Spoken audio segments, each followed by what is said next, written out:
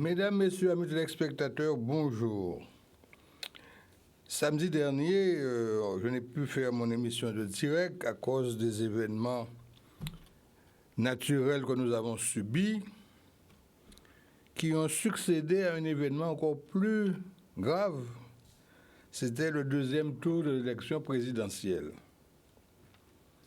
Les résultats, vous les connaissez, et les commentaires ont été bon train.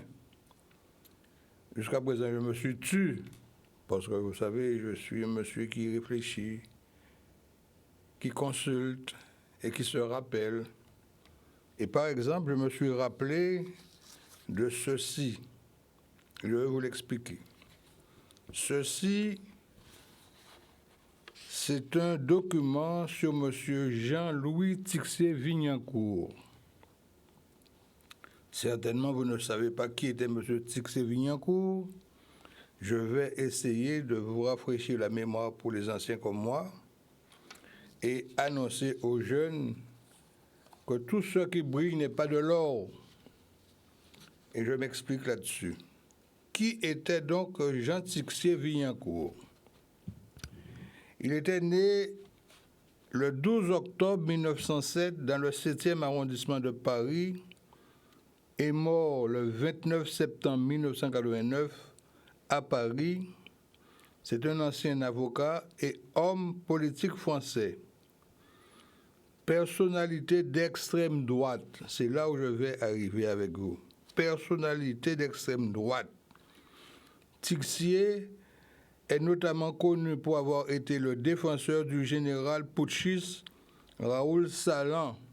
Raoul Salan, c'est lui qui voulait que l'Algérie reste française. Retenez ça.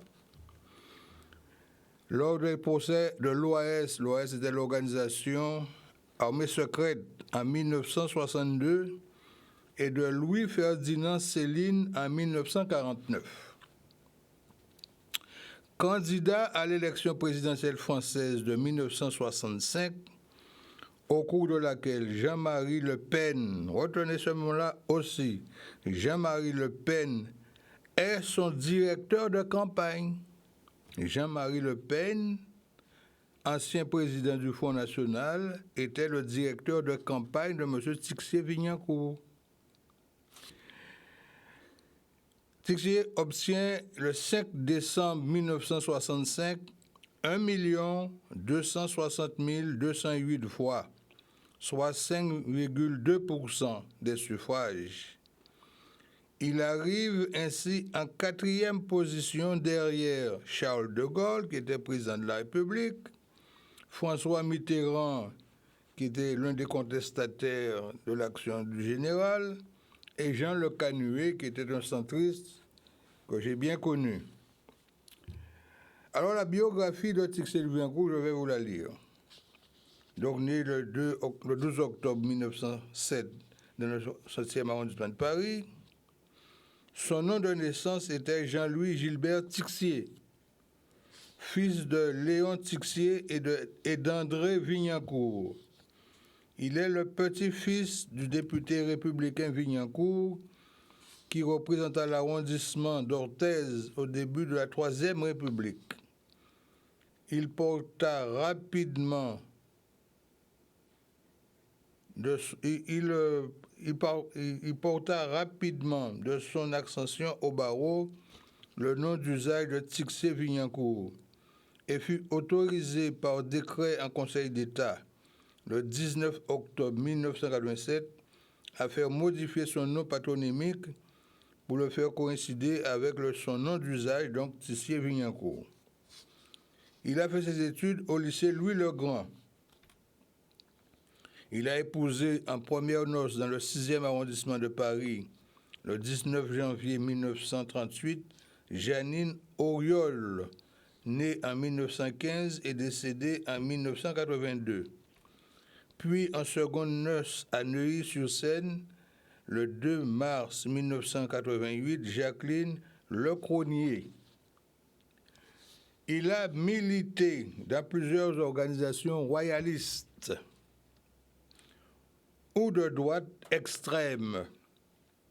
Il a été camelot du roi, membre des volontaires nationaux liés au Croix de Feu, puis du Parti populaire français.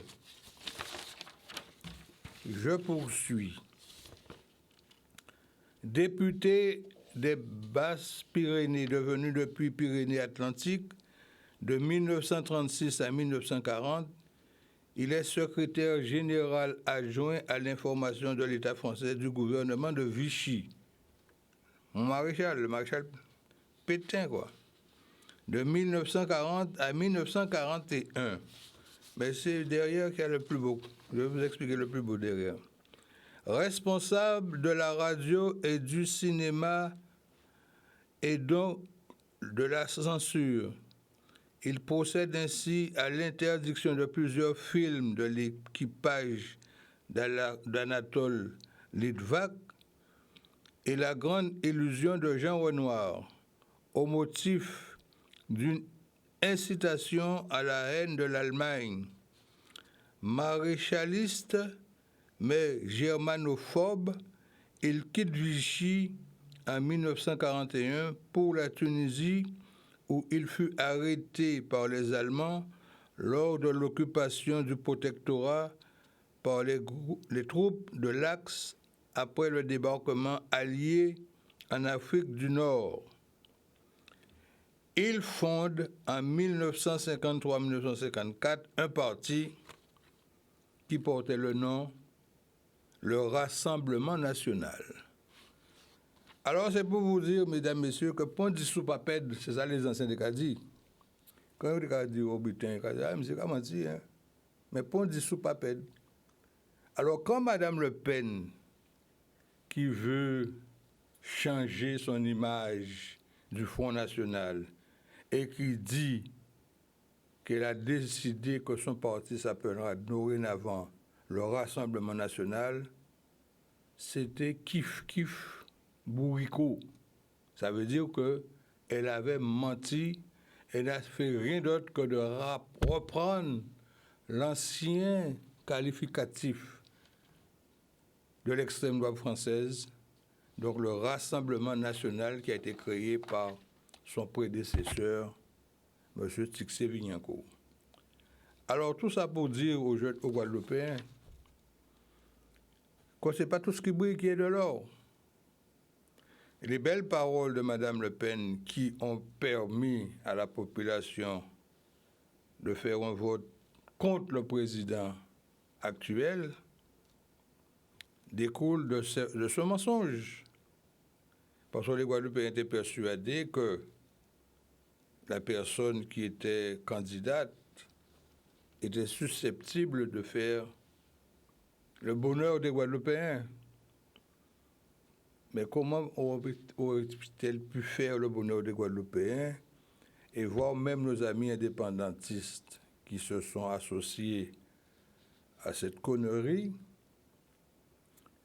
pourraient imaginer que Mme Le Pen, en devenant président de la République, aurait donné l'indépendance à la Guadeloupe, puisque son prédécesseur, Tixé-Vignancourt, faisait partie des gens qui étaient pour l'Algérie française. L'Algérie française. Donc, il ne voulait pas l'indépendance de l'Algérie. Alors, je ne vois pas en quoi Mme Le Pen deviendrait la personne qui donnerait l'indépendance à la Guadeloupe.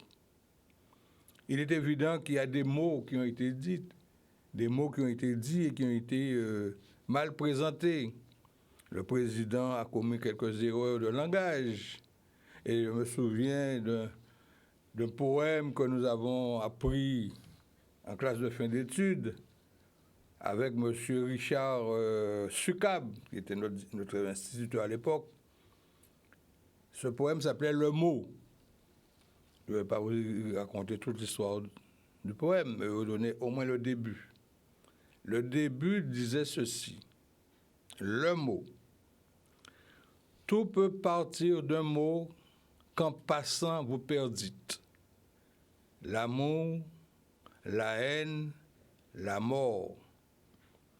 Ma conclusion est que le vote contre le président de la République était constitué par une haine considérable contre lui. Alors quand j'entends les gens qui disent que les Guadeloupéens se sont mis au service du Front national, du Rassemblement national, je dis non, c'est pas vrai. Les Guadeloupéens ont simplement manifesté leur mécontentement. Il ne faut jamais oublier que nous sommes dans un pays où il y a un volcan qui s'appelle la Soufrière. Toute la journée, nous respirons les effluves de la Soufrière.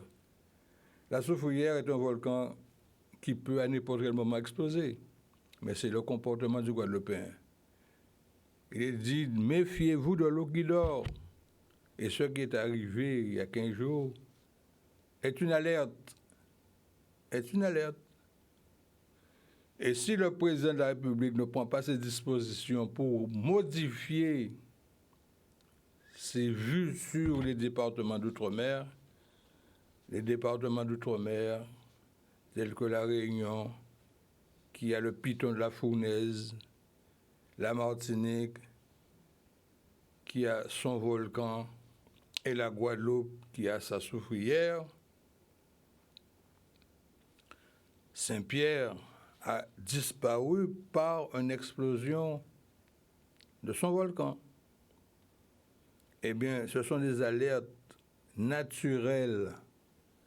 Et n'oubliez pas que le grand Delgrès a fait son acte de bravoure au pied de la soufrière, à l'habitation d'Anglemont. Vivre libre ou mourir, c'est ça. Et si j'ai un conseil à donner aux suppôts du pouvoir actuel, respectez les Guadeloupéens, respectez les Martiniquais, respectez les Guyanais, respectez les Réunionnais. Nous sommes français, nous avons étudié français, nous avons été éduqués français, mais nous sommes, avant toute chose, peuple de nos territoires. Et nos territoires comptent avant tout pour ce qui nous concerne. Je suis guadeloupéen, d'accord, je suis français, mais je suis européen, je suis tout ce que vous voulez. Mais mes racines sont dans les terres de Guadeloupe. L'oncle Bric est enterré en Guadeloupe, il n'est pas enterré ailleurs. Donc, quoi qu'il advienne, je serai toujours un défenseur de la Guadeloupe. Je ne suis pas un politicien, je l'ai déjà dit, je n'ai jamais souhaité l'être. Mais la politique, je connais. Je l'ai étudiée notamment avec les grands professeurs. À Visiose, il y avait le révérend Père Perret qui nous enseignait le droit. Il y avait Paris, M. Paris, qui fut longtemps directeur général de la Chambre de commerce de Pointe-à-Pitre, mais il a été notre professeur de droit public. Il nous a appris les choses.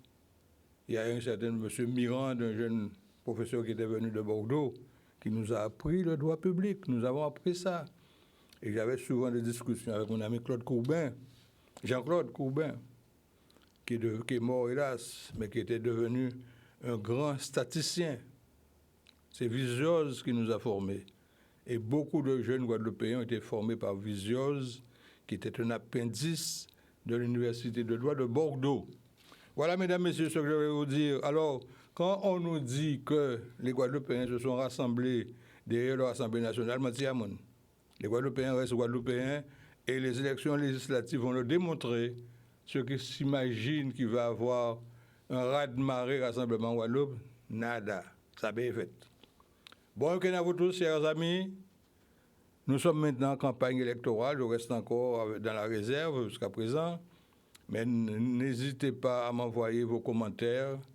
Et samedi prochain, je vais encore parler de choses qui nous concernent tous, puisque les problèmes les plus ardents nous attendent.